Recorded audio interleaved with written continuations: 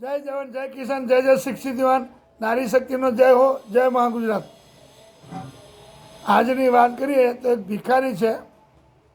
જોકે ભિખારી તો એવા ઘણા બધા છે બોમ્બેમાં કે જે ઇન્કમ ટેક્સ રિટર્ન ભરે છે અને ભિખારીનું આખું યુનિયન ચાલે છે અને એનો મેઇન બોસ હોય એની જોડે તો અબજો રૂપિયા હોય.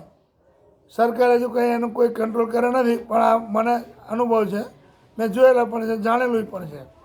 એવી રીતનો એક ભિખારી છે ઇન્દોરમાં, મધ્યપ્રદેશના ઇન્દોર શહેરમાં સરાફા બજારમાં એ ભિખારી છે. હવે પેપરમાં આવેલું છે, હું ખોટું નથી કહેતો, જોવા રહ્યો છે. નવાઈની વાત છે.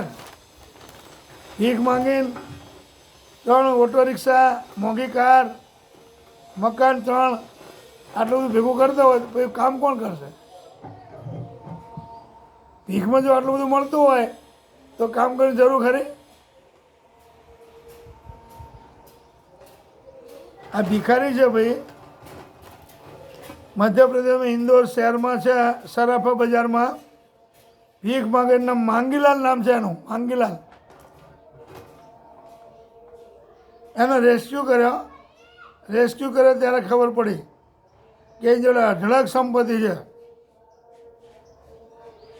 હવે લાચારીનો સ્વાંગ એટલે કે ભિખારીનો વેશ ધારણ કરી, ફાટેલા કપડાં, તૂટેલા ગંદો, હાથે દાઢી વાળી મૂછો વધારી દે તો વે કરી અને ભીખ માંગે.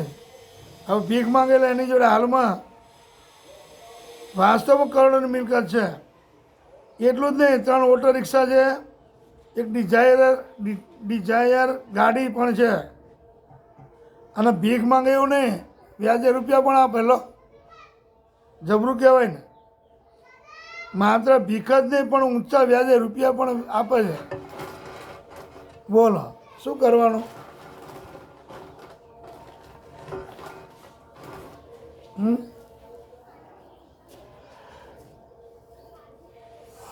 હવે તો બોમ્બેમાં બહુ છે ભિખારીઓ.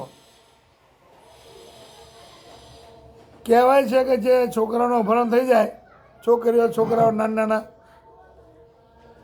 એના હાથ પગ કાપીને બોમ્બેના ચોપાટી ઉપર 4 રસ્તા 3 રસ્તા જ્યાં મેન બજારો એ ભીખ માંગો બેહાડી દે છે. એવું સાંભળવામાં આવ્યું, સાચું ખોટું સરકારને ખબર. આ જે છોકરાઓના અપહરણ થાય છે નથી પાછા આવતા, અને હજુ ઘણા લગભગ નથી આવ્યા. મોદીજી મુખ્યમંત્રી હતા, લગભગ 5.5 બાળકો ગુમ થયા હતા. તો જે બાળકો ગુમ થાય એના દુરુપયોગો થતા હોય એવું જાણવા મળે. તો સાચું ખોટું જે કંઈ હોય ભગવાન જાણે, ઉપરવાળો જાણે. પણ ભિખારીની વાત તો 100% મેં પણ જોયું છે, જાણ્યું. તો આવા ભિખારીઓ જેનો કોઈ જાતનો ધંધો નહીં, ચોખ્ખી આવક ભીખની, અને ઇન્કમ ટેક્સ ભરે છે.